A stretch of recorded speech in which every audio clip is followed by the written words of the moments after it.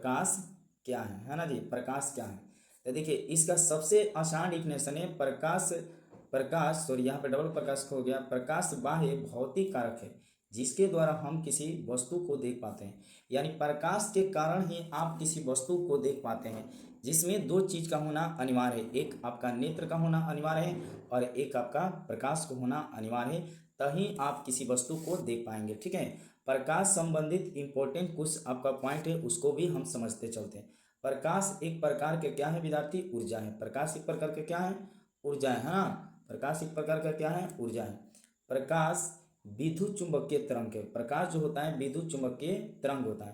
प्रकाश का सबसे अधिक चाल निर्वातन होता है। प्रकाश के सबसे अधिक चाल कहाँ होता है, निर्वात में होता है। ठीक है, प्रकाश जो होता है सीधी रेखा में गमन करता है। किस रेखा में गमन करता है, सीधी रेखा में गमन करता है, इस बात को याद रखेंगे। प्रकाश के कणों को फोटोन कहते हैं। प्रकाश के कणों को क्या कहते हैं, हम फोटोन कहते हैं। प्रकाश के कणों को क्या कहते हैं, फोटोन कहते हैं, है ना जी। यह चीज यह आप लोग याद रखेंगे, है ना। प्रकाश के कणों को क्या कहते हैं, फोटोन कहते हैं, याद हो जाएगा।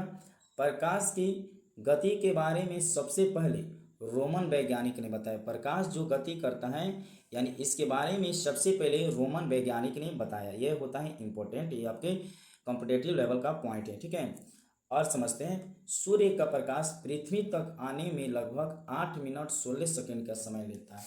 सूर्य का प्रकाश जो होता है पृथ्वी तक आने में आपको 8 मिनट 16 सेकंड का समय ले लेता है, लग जाता है। जबकि वहीं चंद्रमा का प्रकाश पृथ्वी तक आने में लगभग 1 मिनट 30 सेकंड का समय लेता है। 1 मिनट 30 सेकंड का समय लेता है। तो सूर्य का पूछेगा तो 8 मिनट 16 सेकंड बोलेंगे, और चंद्रमा का आपसे पूछ लिया जाएगा तो 1 मिनट 30 सेकंड या 28 सेकंड भी कहीं पर कहीं देता है।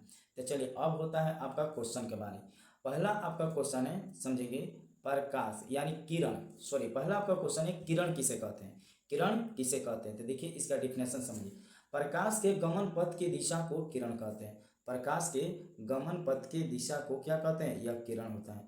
प्रकाश के गमन पथ की दिशा को क्या कहते हैं विद्यार्थी, किरण कहते हैं। क्या कहते हैं, किरण कहते हैं, है ना। नेक्स्ट आपका क्वेश्चन है प्रकाश पुंज किसे कहते हैं। प्रकाश पुंज किसे कहते हैं, तो समझिए। किरणों के समूह को प्रकाश पुंज कहते हैं। किरणों के समूह को क्या कहते हैं विद्यार्थी, प्रकाश पुंज कहते हैं। ये सटीक आपका डिफिनेशन समझेगा। किरणों के समूह को प्रकाश पुंज कहते हैं या इसे किरण पुंज भी कहते हैं, ये भी याद रखेंगे। इसे क्या कहते हैं, किरण पुंज कहते हैं। नेक्स्ट आपका क्वेश्चन दिया प्रकाश पुंज कितने प्रकार के होते हैं। प्रकाश पुंज कितने प्रकार के होते हैं, तो इसका सही जवाब होगा प्रकाश पुंज 3 प्रकार के होते हैं। प्रकाश पुंज कितने प्रकार का होता है, 3 प्रकार का होता है। तो कौन कौन सा होता है, तो देख लेते हैं। देखिए समांतर किरण पुंज, पहला क्या होता है, समांतर किरण पुंज। समांतर किरण पुंज किसे कहेगा, अगर आपसे पूछा जाए समांतर किरण पुंज किसे कहेंगे, तो ये चीज आपको याद रखना है। देखिए जिस प्रकाश पुंज की सभी किरणें समांतर होती है उसे समांतर किरण पुंज कहते हैं। जिस प्रकाश पुंज के सभी किरणें क्या होती है, समांतर होती है, उसे क्या कहेंगे, समांतर किरण पुंज। क्या कहेंगे, समांतर किरण पुंज, है ना।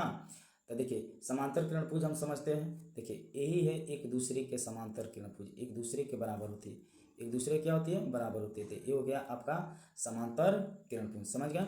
उसके बाद आपको विद्यार्थी दिया है अभिसारी किरण पुंज। अभिसारी किरण पुंज, तो अभिसारी किरण पुंज किसे कहेंगे, जिस प्रकाश पुंज की सभी किरणें एक बिंदु पर मिलती है उसे अभिसारी प्रकाश पुंज कहते हैं। यानी ये कह रहे हैं प्रकाश की सभी किरणें, देखिए यहाँ से भी, यहाँ से भी, यहाँ से भी आए और सभी किरणें एक बिंदु पर आके मिल जाए, सभी किरणें एक बिंदु पर आकर मिल जाए, तो इसे हम क्या कहेंगे, अभिसारी किरण पुंज। क्या कहेंगे, अभिसारी किरण पुंज, है ना।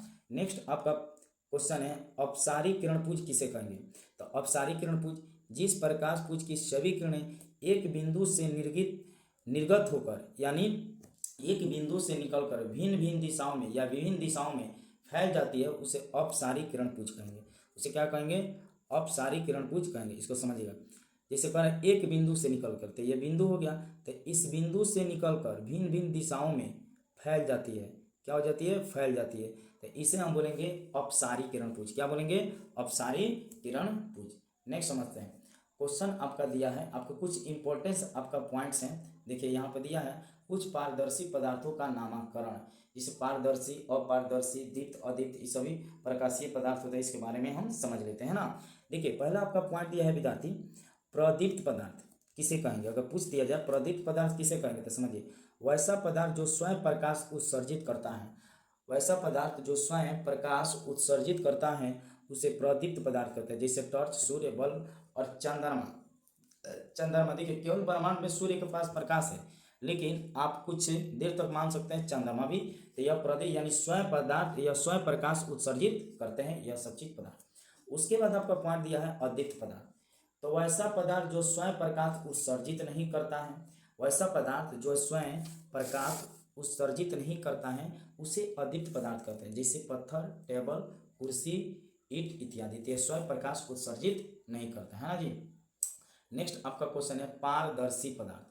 पारदर्शी पदार्थ, तो देखिए जिस पदार्थ से प्रकाश आर पार निकल जाता है, जिस पदार्थ से प्रकाश आर पार निकल जाता है उसे क्या कहेंगे? पारदर्शी पदार्थ। जैसे वायु से प्रकाश आर पार निकल जाएगा है ना जी, कांच से निकल जाएगा, और बताइए और पानी से भी निकल जाएगा। तो ये होता है पारदर्शी पदार्थ। क्या होता है? पारदर्शी पदार्थ। उसके बाद देख लेते हैं अपारदर्शी पदार्थ। तो अपारदर्शी पदार्थ समझते हैं, जिस पदार्थ से प्रकाश